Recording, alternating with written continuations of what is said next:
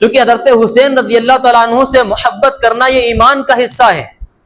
آپ علیہ الصلوۃ والسلام کے اتنے ارشادات ہیں حضرت حسین رضی اللہ تعالیٰ عنہ کی فضیلت سے متعلق کہ اگر میں آپ کے سامنے وہ ارشادات پیش کرنے لگوں تو 1 گھنٹہ بھی کم پڑ جائے گا۔ اتنی زیادہ باتیں آپ علیہ الصلوۃ والسلام نے حضرت حسین رضی اللہ تعالیٰ عنہ سے متعلق ارشاد فرمائی ہیں۔ نبی کریم صلی اللہ علیہ وسلم فرماتے ہیں کہ حسین مجھ سے ہے، میں حسین سے ہوں۔ آپ علیہ الصلوۃ والسلام نے حضرت حسن حسین دونوں کے بارے میں یہ بات ارشاد فرمائی، سیدہ شباب اہل الجنہ، یہ دونوں جنت کے نوجوانوں کے سردار ہیں۔ جنت کی بڑی عمر کے جو سردار ہیں وہ حضرت ابو بکر، حضرت عمر بن خطاب رضی اللہ تعالیٰ عنہما ہیں، لیکن نوجوانوں کے جو سردار ہیں وہ کون ہیں؟ حضرت حسن حسین رضی اللہ تعالیٰ عنہما جنت کے نوجوانوں کے سردار ہیں۔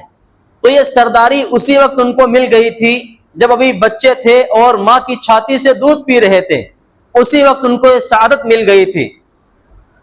حضرت ام فضل، حضرت عباس رضی اللہ تعالیٰ عنہ کی بیوی ام فضل فرماتی ہیں کہ ایک مرتبہ میں نے خواب دیکھا کہ اللہ کے نبی صلی اللہ علیہ وسلم کے جسم کا ایک ٹکڑا کٹ کے گرا ہے، میری گود میں آ گیا ہے۔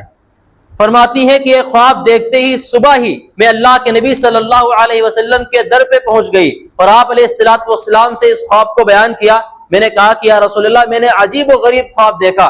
آپ نے فرمایا کہ تم نے کیا دیکھا؟ وہ کہتی ہے کہ یا رسول اللہ، میں نے دیکھا کہ آپ کے جسم کا، آپ کے بدن کا ایک ٹکڑا کٹا ہے اور میری گود میں آ گرا ہے۔ تو نبی کریم صلی اللہ علیہ وسلم نے اس خواب کی تعبیر فرماتے ہوئے ارشاد فرمایا کہ فاطمہ کے ہاں ایک بچہ پیدا ہوگا جو تمہاری گود میں جائے گا، تم اسے دودھ پلاؤ گی، اس کی پرورش بھی کرو گی۔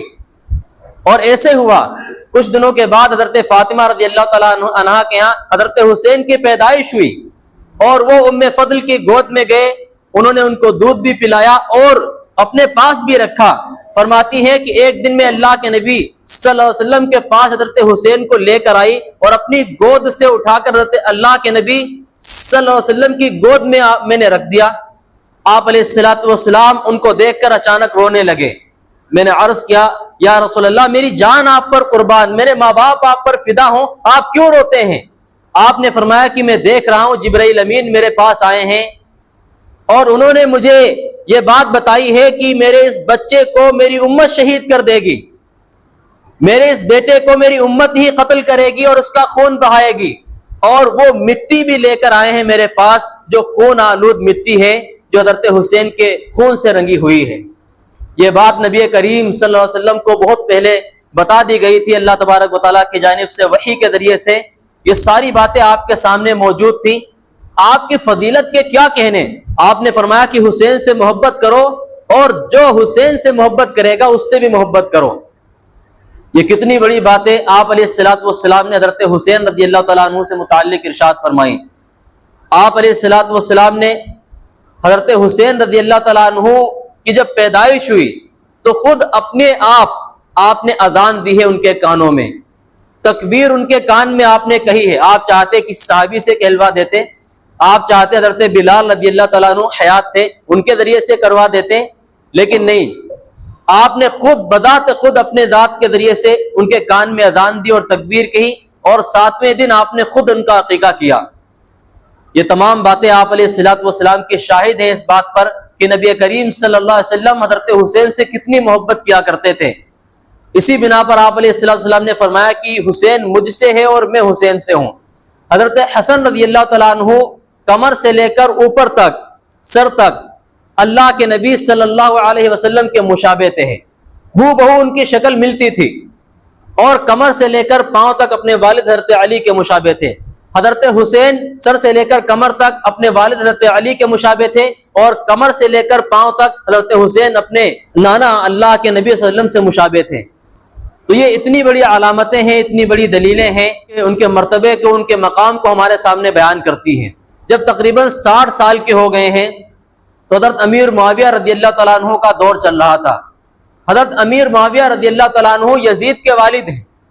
یہ بات یاد رکھیں، بہت سے لوگ یزید کو برا بلا کہتے حضرت امیر معاویہ پر بھی کیچڑ اچھال دیتے ہیں، جبکہ امیر معاویہ رضی اللہ تعالیٰ عنہ اللہ کے نبی صلی اللہ علیہ وسلم کے نسبتی بھائی بھی ہیں، یعنی صالح ہیں آپ علیہ الصلوۃ والسلام کے، آپ سے ایک مضبوط رشتہ ہے، اور ہر دور میں چاہے وہ اللہ کے نبی کا دور ہو یا حضرت ابو بکر کا دور ہو یا عمر بن خطاب رضی اللہ تعالیٰ عنہ کا دور ہو، ہر دور میں وہ جنگیں لڑتے رہے ہیں، محاذ پر قائم رہے ہیں اور پورے اخلاص کے ساتھ وہ اسلام کا پرچم بلند کرتے رہے ہیں۔ لیکن حضرت علی رضی اللہ تعالیٰ عنہ کے دور میں اختلاف پیدا ہوا۔ حضرت عثمان رضی اللہ تعالیٰ عنہ کی جب شہادت ہوئی ہے، کچھ باغیوں نے حضرت عثمان رضی اللہ تعالیٰ عنہ کو شہید کر ڈالا، تو حضرت عثمان کی شہادت کو لے کر اختلاف ہو گیا خود صحابہ کرام میں۔ حضرت امیر معاویہ فرمانے لگے کہ ہم ان کے قاتلوں سے قصاص لیں گے، جن لوگوں نے حضرت عثمان کو شہید کیا ہے ہم ان کو بھی شہید کریں گے اور قتل کریں گے۔ لیکن حضرت علی فرمانے لگے کہ ابھی باغیوں کا شور زیادہ ہے اور زور زیادہ ہے، کہیں بڑے پیمانے پر بغاوت اور زیادہ نہ بھڑک اٹھے، اس لیے ابھی مناسب نہیں ہے۔ تو اس بات کو لے کر حضرت علی حضرت معاویہ میں اختلاف ہو گیا۔ اب یہ دو حکومتیں بن گئی۔ حضرت علی رضی اللہ تعالیٰ عنہ کی جو حکومت تھی وہ خلافت راشدہ میں آتی ہے، یعنی بہترین حکومت میں آتی ہے۔ حضرت علی رضی اللہ تعالیٰ عنہ نے حکومت کی، اس کے بعد حضرت امیر معاویہ رضی اللہ تعالیٰ عنہ کی حکومت چلی ہے تقریباً 20 سال تک۔ حضرت امیر معاویہ کی حکومت کے بعد جو خلافت تھی 3 بر اعظم سے زیادہ پر بھی پھیل چکی تھی، اور یہ خلافت حضرت عمر بن خطاب رضی اللہ تعالیٰ عنہ کے دور میں ہی پہنچ چکی تھی۔ 3 بر اعظم آدھی دنیا سے بھی زیادہ پر حکومت پھیلی ہوئی تھی۔ اب حضرت امیر معاویہ رضی اللہ تعالیٰ عنہ کی حکومت اتنے خطے پر تھی، جب ان کے انتقال کا وقت قریب آیا اور وہ سمجھ گئے کہ میں اب زیادہ دنوں تک دنیا میں رہنے والا نہیں ہوں، اندر حضرت حسین رضی اللہ تعالیٰ عنہ کی عمر بھی تقریباً 55 سال گزر چکی تھی۔ 55 سال کے حضرت حسین تھے۔ حضرت علی رضی اللہ تعالیٰ عنہ کے بعد 6 مہینے تک حضرت حسن نے بھی حکومت کی ہے، اور وہ بھی حضرت علی رضی اللہ تعالیٰ عنہ کے طرز پر کی ہے۔ تقریباً 30 سال خلافت راشدہ میں شمار ہوتے ہیں۔ یہ خلافت راشدہ کیا ہے؟ اللہ کے نبی صلی اللہ علیہ وسلم کے بعد سے لے کر حضرت ابو بکر رضی اللہ تعالیٰ عنہ نے حکومت کی، حضرت عمر بن خطاب نے حکومت کی، اور حضرت عثمان غنی نے، حضرت علی رضی اللہ تعالیٰ عنہ نے، حضرت حسن ان کے بیٹے حضرت حسن رضی اللہ تعالیٰ عنہ اجمعین نے، ان لوگوں نے حکومت جو کی ہے وہ خلافت راشدہ کی طرز پہ کی ہے، یعنی ایسی حکومت جو بہترین ہو اور بالکل اسلامی حکومت کے مطابق ہو۔ لیکن امیر معاویہ رضی اللہ تعالیٰ عنہ کے دور سے کچھ گڑبڑی شروع ہوئی، بالکل عین قرآن و حدیث کے مطابق یہ حکومت نہیں رہی۔ یہاں سے ملوکیت کا آغاز ہوتا ہے، یعنی بادشاہت کا آغاز ہوتا ہے، اور بادشاہوں میں ایک رسم چلی آ رہی ہے کہ اپنے بعد اپنے بیٹے کو خلیفہ بنا دینا۔ تو حضرت امیر معاویہ رضی اللہ تعالیٰ عنہ کے سامنے جب یہ بات آئی کہ میں چونکہ زیادہ دنوں تک اب زندہ رہنے والا نہیں ہوں، تو اب میرے بعد خلیفہ کون ہوگا؟ تو کچھ لوگوں نے کہا کہ آپ ایسا کریں، چونکہ امت میں اس سے پہلے بھی فساد ہو چکا ہے، آپ اپنی زندگی میں ہی خلیفہ کا نام جو ہے متعین کر دیں کہ فلاں میرے بعد خلیفہ رہے گا، تاکہ اور تلواریں نہ چلیں اور جنگ نہ ہو اب اسلام میں۔ تو حضرت امیر معاویہ کو یہ رائے پسند آئی، کہا ٹھیک ہے، خلافت کے لیے نام پیش کرو، میں خلیفہ بناؤں، کسے بناؤں؟ تو تقریباً 100 لوگوں نے نام پیش کیا، جو انہی کے درباری تھے، انہی کے ساتھ رہنے والے تھے، اور مختلف مقامات سے لوگ آئے بھی تھے۔ تقریباً 100 لوگوں نے یزید کا نام پیش کیا کہ آپ اپنے بیٹے یزید کو خلیفہ بنا دیں، چونکہ وہ سیاست میں ماہر ہے۔ اب یہاں پر ایک بات یاد رکھیں، حضرت امیر معاویہ رضی اللہ تعالیٰ عنہ کے سامنے یزید کا فسق و فجور جو ہے کھل کر سامنے نہیں آیا تھا۔ یزید فاسق ہے، فاجر ہے، ایک گنہگار شخص ہے جو حکومت کو صحیح طریقے سے نہیں چلا سکتا۔ یہ بات حضرت امیر معاویہ کو مکمل طریقے سے نہیں پتا تھی، کیونکہ اس دور میں خلیفہ کے جو اولاد ہوا کرتی تھی باہر جنگوں پر محاذ پر ہوا کرتے تھے، جس سے وہ مکمل صورتحال کا پتہ لگا سکتے۔ جب 100 لوگوں نے تقریباً یہ رائے پیش کی، چاہے حضرت امیر معاویہ خلیفہ مسلمین کے جی حضوری میں پیش کر دی ہو کہ اپنے بیٹے کو بنا دیں، سے بادشاہ کے آس پاس کچھ ایسے درباری لوگ ہوتے ہیں جو بادشاہ کی جی حضوری میں لگے رہتے ہیں، بادشاہ جو بھی کہے بس جی آپ نے کہہ دیا تو ٹھیک ہی ہے۔ تو ہو سکتا ہو وہ 100 لوگ اسی طرح کے لوگ ہوں جنہوں نے یزید کو خلیفہ بنانے کے لیے پیش کیا، تاکہ اپنے بیٹے کا نام سن کر خلیفۃ المسلمین ہم سے خوش ہو جائیں۔ تو جب یزید کا نام سنا تو امیر معاویہ نے کہا ٹھیک ہے، یزید کو خلیفہ بنا دیتے ہیں۔ جب مکمل طریقے سے لوگوں نے یزید ہی کی رائے دی، اس کے علاوہ کوئی رائے بھی نہیں آئی تھی، تو انہوں نے فیصلہ کر لیا ٹھیک ہے یزید کو خلیفہ بنائیں گے۔ اور دوسری جگہوں سے چونکہ ابھی مکمل طریقے سے بیعت شروع نہیں کی تھی، کوفہ اور بصرہ سے اور ملک عراق سے بھی یہ بات آنے لگی، ملک شام اور عراق سے، کہ آپ جو ہے یزید کو ہی خلیفہ بنائیں۔ اور یہ سارے کے سارے ملک شام بھی متفق ہے، عراق بھی متفق ہے یزید کی خلافت پر، اور کوفہ اور بصرہ بھی چاہتے ہیں کہ یزید خلیفہ بنایا جائے۔ تو امیر معاویہ نے کہا ٹھیک ہے، پھر یزید کے ہاتھ پر بیعت کر لو۔ اب لوگ یزید کے ہاتھ پر بیعت کرنا لوگوں نے شروع کر دیا، اور کافی تعداد میں یزید کے ہاتھ پر بیعت کر لی گئی۔ खलीफतुल मुस्लिमीन उसे ही मान लिया गया। ये तो कोफा, इराक, बसरा और मुल्क शाम की बात हो रही है। इधर हिजाज के अंदर मक्का और मदीना में यजीद की मुखालफत करने वाले बहुत से अफराद मौजूद थे। यहाँ तक कि मक्का मदीना के अफराद भी यजीद की मुखालफत करते थे, लेकिन जब देखा कि एक बड़े पैमाने पर यजीद से लोग बैत कर रहे हैं और उसे अपना हाकिम मान चुके हैं, तो यहाँ के लोगों ने भी धीरे धीरे बैत करनी शुरू कर दी। लेकिन 5 शख्सियतें ऐसी हैं मदीने के अंदर जिन्होंने बिल्कुल सिरे से इनकार कर दिया यजीद की बैत से, और ये 5 शख्सियतें ऐसी थी कि इनके बगैर यजीद की हुकूमत मुकम्मल नहीं हो सकती थी कभी। उनमें पहला नाम आता है हज़रत हुसैन रज़ियल्लाहु तआला अन्हु का, दूसरा नाम आता है अब्दुर्रहमान बिन अबू बकर का, तीसरा नाम आता है अब्दुल्ला बिन उमर का, उमर बिन खत्ताब के बेटे, चौथा बिन नाम आता है अब्दुल्ला बिन जुबैर का, और पांचवा नाम आता है अब्दुल्ला इब्न अब्बास रज़ियल्लाहु तआला अन्हु का। ये पांचों शख्सियतें ऐसी थीं जो मदीने के अंदर इल्म का पहाड़ समझी जाती थी और बहादुरी का पहाड़ समझी जाती थी। इनकी बैत के बगैर यजीद की हुकूमत ही मुकम्मल नहीं थी। तो अब यजीद किसी तरह चाहता था कि इनकी बैत किसी तरीके से हम ले लें ताकि पूरे अरब पर भी हमारी हुकूमत हो जाए और मुकम्मल तरीके से पूरा का पूरा 3 बर आज़म मेरी सल्तनत के तहत आ जाए। अब जब ये बात अमीर मुआविया रज़ियल्लाहु तआला अन्हु ने सुनी कि 5 शख्सियतों ने बैत करने से इनकार कर दिया है, तो यजीद के वालिद खुद मदीना चलकर आए। जब मदीने में आए तो उन्होंने आकर के इन हजरात से बात करना चाही, लेकिन किसी ने भी इस सिलसिले में बात नहीं की और यजीद पर बैत करने से मना कर दिया, इनकार कर दिया। तो अमीर मुआविया अम्मा आयशा सिद्दीक़ा रज़ियल्लाहु तआला अन्हा के पास गए और जाकर के शिकायत की कि 5 हजरात बैत नहीं कर रहे हैं, खिलाफत मुकम्मल हो चुकी है, बैत मुकम्मल हो चुकी है, सिर्फ 5 हजरात बैत नहीं कर रहे, जिसकी वजह से फसाद हो सकता है क्योंकि खलीफा के ये लोग मुखालिफ जा रहे हैं। तो अम्मा आयशा ने कहा कि मैंने सुना है कि तुम उनको मजबूर करते हो और उनके साथ जोर जबरदस्ती करते हो। तो इस पर अमीर मुआविया ने कहा कि नहीं, मैं कोई मजबूर नहीं करता और कोई जोर जबरदस्ती नहीं कर सकता। अम्मा आयशा ने कहा कि आप जो है उनके साथ नरमी का मामला करें। उन्होंने कहा ठीक है, मैं ऐसे ही करूंगा, नरमी के साथ ही उनसे बात करूंगा। इंदर जब इन हजरात ने सुनी कि अमीर मुआविया मदीने के अंदर आए हुए हैं, तो इन्होंने मदीना से हिजरत करके मक्का मुकरमा पहुंच गए।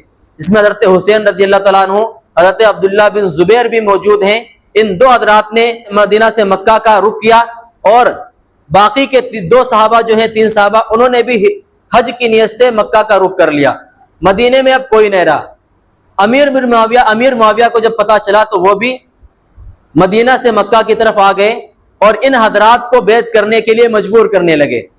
मजबूर तो नहीं कह सकते हैं, जोर देने लगे कि आप बैत करें उनके हाथ पर। तो 2 हजरात से तो पहले ही उनकी मुलाकात हो गई। सबसे पहले मुलाकात हुई अब्दुल्ला बिन उमर से। तो उन्होंने कह दिया कि हम जो है आपके बेटे की बैत नहीं करना चाहते क्योंकि वो जालिम है और उसका जुल्म जो है मशहूर है।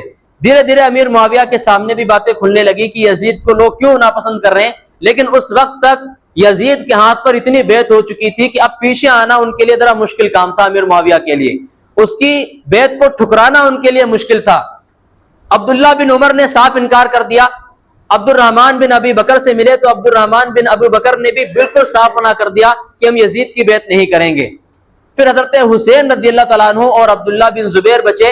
ये 2 हजरात खुद अमीर मुआविया के पास चल कर गए और जाकर के उनसे कहा कि हम आपके सामने 3 बातें रखते हैं। देखिए, हजरत हुसैन रज़ियल्लाहु तआला अन्हु का वाक़या करबला जानने से पहले ये तारीख जाननी बहुत जरूरी है। अगर ये इतिहास आपको पता ना चला तो आप फैसले नहीं कर पाएंगे कि हुआ क्या था और कौन कितने सही थे कितने गलत थे। बहरहाल शहीद करने वाले तो गलत थे ही, लेकिन आप शख्सियतों का अंदाजा नहीं लगा सकते हैं कि कौन कौन सही था कौन कौन गलत था। कहीं ऐसा ना हो कि आप नावाकिफी में ऐसे लोगों पर कीचड़ उछाल बैठे जो लोग इस शहादत से कोई मतलब ही नहीं रखते थे। तो इसलिए इस वाक़ये का, इस इतिहास का जानना जरूरी है। जब हजरत अब्दुल्ला बिन जुबैर हजरत हुसैन रज़ियल्लाहु तआला अन्हु अमीर मुआविया के पास मक्के में पहुंचे हैं तो कहा हम आपके सामने 3 बातें रखते हैं, आप 3 बातों में से किसी एक पर भी अमल कर लें, हम तैयार हैं। उसके अलावा हम चौथी कोई बात कबूल करने के लिए तैयार नहीं। हजरत मुआविया ने कहा कि ठीक है, बताओ वो 3 बातें क्या हैं।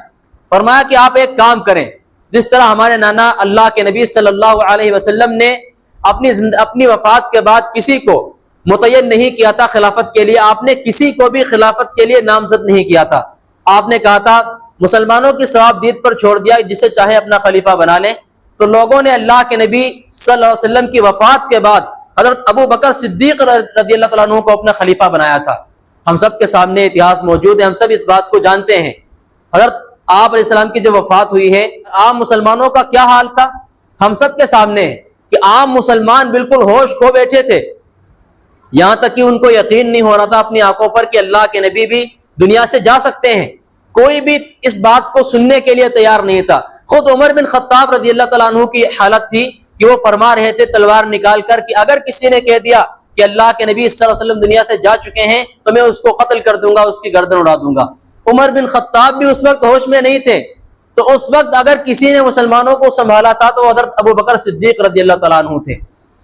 ابو بکر صدیق رضی اللہ تعالیٰ عنہ نے کچھ آیتیں پڑھی تھی، فرمایا تھا وما محمد الا رسول، کہ محمد بھی صرف ایک رسول تھے، تم میں سے جو شخص محمد کی عبادت کرتا تھا اور انہیں اپنا خدا سمجھتا تھا، وہ سمجھ لے کہ اس کا خدا مر چکا، قد مات، وہ جا چکے دنیا سے، اور تم میں سے جو شخص اللہ کی عبادت کرتا تھا، اللہ کو اپنا معبود سمجھتا تھا، تو وہ جان لے کہ ان کا اللہ زندہ ہے اور ہمیشہ زندہ رہے گا۔ تو لوگ کہتے ہیں کہ ہمیں ایسا لگا کہ جیسے یہ آیت ہم نے پہلی دفعہ سنی ہے۔ حضرت ابو بکر نے پورے مجمع پر کنٹرول کیا، عمر بن خطاب پر قابو پایا، تو لوگوں کو اس وقت اگر کوئی لیڈر اپنا دکھاتا تو ابو بکر صدیق رضی اللہ تعالیٰ عنہ کے چہرے میں اپنا لیڈر دکھاتا۔ تو اللہ کے نبی صلی اللہ علیہ وسلم کی وفات کے بعد سارے لوگ متفق ہو کر ابو بکر رضی اللہ تعالیٰ عنہ کو اپنے خلیفہ بنا لیا، اور سب نے اس پر اتفاق کیا کہ یہی ہمارے خلیفہ ہیں۔ ابو بکر صدیق رضی اللہ تعالیٰ عنہ نے اپنی خلافت کس طریقے سے چلائی ہے ہم سب کو پتا ہے، بالکل بعینہ آپ علیہ الصلوۃ والسلام کی طرز پر اپنی خلافت کو چلایا۔ تو حضرت حسین رضی اللہ تعالیٰ عنہ نے معاویہ کے سامنے بات رکھی کہ آپ یا تو آپ اللہ کے نبی کے اس فیصلے پر عمل کر لیں کہ آپ کسی کو متعین ہی نہ کریں، مسلمان آپس میں خود کسی کو خلیفہ بنا لیں گے۔ دوسری یہ رکھی کہ جو کام حضرت ابو بکر صدیق رضی اللہ تعالیٰ عنہ نے کیا تھا آپ اس پر عمل کر لیں، کہ ابو بکر صدیق رضی اللہ تعالیٰ عنہ نے اپنے بعد باقاعدہ نام متعین کر دیا تھا عمر بن خطاب رضی اللہ تعالیٰ عنہ کا، لیکن عمر بن خطاب نہ تو ان کے بیٹے تھے، نہ ان کے کوئی رشتہ دار تھے، نہ ان کے کوئی خاندان سے تھے۔ تو آپ بھی ایسا کریں، آپ نام متعین کر دیں، ہمیں اس سے اعتراض نہیں ہے، لیکن اپنے خاندان کا، اپنی اولاد میں کسی کا نام متعین نہ کریں۔ تیسری بات رکھی کہ آپ عمر بن خطاب والا کام کر لیں کہ عمر بن خطاب رضی اللہ تعالیٰ عنہ نے اپنی وفات سے پہلے 6 لوگوں کو متعین کر دیا تھا کہ آپ 6 لوگوں میں سے جس کو چاہو خلیفہ بنا لو۔ 6 بڑے بڑے نام عمر بن خطاب رضی اللہ عنہ منتخب کر دیے تھے کہ 6 لوگوں میں سے جس کو چاہے خلیفہ متعین کر لو، تو آپ بھی یہی کر لیں، صرف ایک اپنے بیٹے کو نہیں، 6 لوگ متعین کر دیں، اس میں سے جو چاہے گا خلیفہ بن جائے گا۔ تو یہ 3 آپشن حضرت حسین رضی اللہ تعالیٰ عنہ نے امیر معاویہ رضی اللہ تعالیٰ عنہ کے سامنے رکھے، لیکن امیر معاویہ رضی اللہ تعالیٰ عنہ نے کہا، حضرت حسین نے پہلے یہ بات کہہ دی تھی کہ ان 3 کے علاوہ ہم کوئی چیز قبول نہیں کریں گے، لیکن امیر معاویہ نے یہی بات کہی کہ دراصل پوری بیعت ہو چکی ہے اور پورا عالم، پوری حکومت جو ہے یزید کی بیعت کر چکی ہے، تو اب اس سے پیچھے ہٹنا میرے لیے ممکن نہیں ہے، آپ لوگ میری بات مانے یزید کی بیعت کر لیں، ورنہ آگے چل کے یہ چیز فتنہ اور فساد کا سبب بن سکتی ہے۔ لیکن حسین رضی اللہ تعالیٰ عنہ حق پر قائم تھے، انہوں نے بیعت کرنے سے بالکل انکار کر دیا اور کہا کہ میں یزید جیسے ظالم کی بیعت نہیں کر سکتا۔ اتنی بات ہوئی، امیر معاویہ واپس آ گئے اپنے دارالسلطنت میں۔ یہ بات ہونے کے بعد بہرحال باتیں اور بھی زیادہ آگے بڑھتی رہیں۔ کچھ عرصے کے بعد امیر معاویہ رضی اللہ تعالیٰ عنہ کا انتقال ہو گیا، لیکن انتقال سے پہلے انہوں نے یزید کو کچھ نصیحتیں کی تھی۔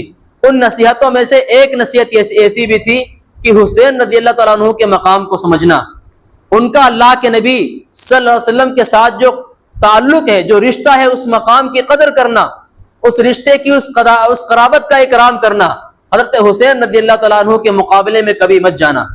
یہ بات یزید کو پہلے ہی امیر معاویہ رضی اللہ تعالیٰ عنہ بتا چکے تھے، اور امیر معاویہ رضی اللہ تعالیٰ عنہ کے دل میں کوئی کھوٹ نہیں تھا، ان کی نیت صاف تھی۔ ان کا مطلب یہ تھا کہ خلافت آسانی کے ساتھ چلے گی۔ لیکن یہاں پر ذرا ایک بات غور کریں، آپ ایک بات سوچنے سمجھنے کی ہے، عمر بن خطاب رضی اللہ تعالیٰ عنہ والی۔ عمر بن خطاب رضی اللہ تعالیٰ عنہ نے جب خلافت کا اعلان کیا، جب وہ خلیفہ بنائے گئے تھے، اس کے بعد جب ان کا انتقال ہونے لگا تھا، تو انہوں نے ایک بات خاص طور پر کہی تھی۔ حضرت عمر بن خطاب رضی اللہ تعالیٰ عنہ نے کہا کہ میں اپنے بعد خلیفہ بنانا چاہتا ہوں، تم لوگ نام پیش کرو۔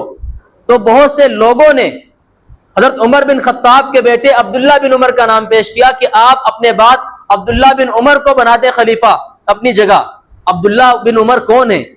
حضرت عمر بن خطاب کے ایک ہونہار بیٹے، ایسے بیٹے جو خلافت کے لائق تھے اور خلافت کو بہترین اپنے والد کے طرز پر چلا سکتے تھے اور بہت بڑے عالم دین تھے عبداللہ بن عمر، ان کا نام لوگوں نے عمر بن خطاب کے سامنے پیش کیا تھا کہ تم اپنے بعد عبداللہ کو بنا دو اپنا خلیفہ. تو حضرت عمر نے اس پر ناراضگی کا اظہار کیا اور یہ فرمایا کہ وہ تو طلاق دینا بھی نہیں جانتا، میں اسے کیسے خلیفہ بنا دوں. ان سے طلاق دینے میں ایک چوک ہو گئی تھی، کوئی بہت بڑی غلطی نہیں تھی کہ خلافت سے ان کو دستبردار کر دیا جائے، بس ایک چوک ہوئی تھی. حضرت عمر بن خطاب نے اپنے بیٹے کو خلافت سے منع کر دیا کہ میرا بیٹا میرے بعد خلافت نہیں کرے گا، وہ خلیفہ نہیں بنے گا، اسے تو طلاق دینی بھی نہیں آتی. یہاں پر سوچنے والی بات ہے کہ حضرت عمر بن خطاب رضی اللہ تعالیٰ عنہ اگر چاہتے اپنے بیٹے کو خلیفہ بناتے اور بہترین نظام چل سکتا تھا. بہت سے لوگ سمجھتے ہیں کہ عمر بن خطاب نے ایسا کیا کیوں نہیں، اپنے بعد اپنے بیٹے کو خلیفہ کیوں نہیں بنایا. تو آپ یہ بات یاد رکھیں، عمر بن خطاب کی نظر آگے تک تھی. وہ دیکھ رہے تھے کہ اگر آج میں نے اپنے خاندان میں، اپنے پریوار میں، اپنے بیٹوں میں خلافت کو منتقل کر دیا اور حکومت کو دے دیا تو آگے چل کے کوئی بھی اپنے نااہل بیٹے کو حکومت دے دے گا اور حوالہ دے دے گا عمر بن خطاب کا کہ انہوں نے ایسا کیا تھا. تو عمر بن خطاب نے اس بات سے امت کو بچانے کے لیے اپنے بیٹے کی قربانی دی اور کہا کہ میرا بیٹا حکومت نہیں کرے گا، اپنے لائق بیٹے کو بھی حاکم نہیں بنایا تھا. تو کچھ قربانیاں آگے کے ماحول کو دیکھتے ہوئے دی جاتی ہیں. عمر بن خطاب کے اس قربانی کے باوجود بھی یہی ہوا، لیکن پھر بھی امیر معاویہ رضی اللہ تعالیٰ عنہ کے بارے میں چونکہ مکمل طریقے سے انکشافات یزید کے نہیں ہو پائے تھے، اس لیے انہوں نے یہ قدم تو اٹھایا، لیکن امیر معاویہ کی صحابیت پر اور ان کی نیت پر کسی کو شک نہیں ہونا چاہیے کہ انہوں نے کوئی ایسا غلط کام کیا ہے. باقی یزید نے جو کیا وہ یزید کے ساتھ ہے. بہت سے لوگ یزید کے ساتھ ان کے والد امیر معاویہ کو برا بھلا کہتے ہیں، بالکل غلط ہے. اور ایک بات آپ یاد رکھیں کہ صحابہ کرام اللہ کے نبی صلی اللہ علیہ وسلم کے وہ ساتھی ہیں جن کے بارے میں فرما دیا گیا کہ اللہ ان سے راضی ہے، رضی اللہ عنہم ورضوا عنہ. قرآن کی آیت ہے کہ اللہ ان سے راضی ہے اور یہ اللہ سے راضی ہو گئے، لہذا اب یہ کچھ بھی عمل کرتے رہیں، اللہ کی طرف سے ان کے مغفرت کے وعدے ہیں. تو امیر معاویہ صرف صحابی نہیں بلکہ بڑے جلیل القدر صحابی ہیں اور ہر دور میں اللہ کے نبی کے ساتھ اور چاروں خلیفہ کے ساتھ باقاعدہ جنگ کرتے رہے ہیں اور ان کے ساتھ کھڑے ہو کر دشمنوں کا مقابلہ کرتے رہے ہیں. اس لیے ہم میں سے کم ہم 14 صدی کے بعد آنے والے ہم تو صحابہ کرام پر انگلی ہرگز نہ اٹھائیں. باقی رہا یزید کا معاملہ، تو یزید کا واقعہ چونکہ یہاں سے شروع ہوتا ہے، میں اس واقعے کو مکمل آپ کے سامنے بیان کرنا چاہتا ہوں تاکہ آپ کوئی ایسی غلطی نہ کریں اس معاملے میں اور آپ کسی کو بھی برا بھلا نہ کہنے لگیں. اگر کسی نے کیا بھی ہے تو اس کا معاملہ اللہ کے ساتھ ہے. ہاں یزید ظالم ہے، اس کو آپ ظالم کہہ سکتے ہیں. ہاں یزید نے جو ہے حضرت حسین رضی اللہ تعالیٰ عنہ کو شہید بھی کروایا ہے، کیونکہ وہ جانتا تھا کہ اگر میں نے ان کو نہ روکا تو یہ حسین کو شہید کر دیں گے.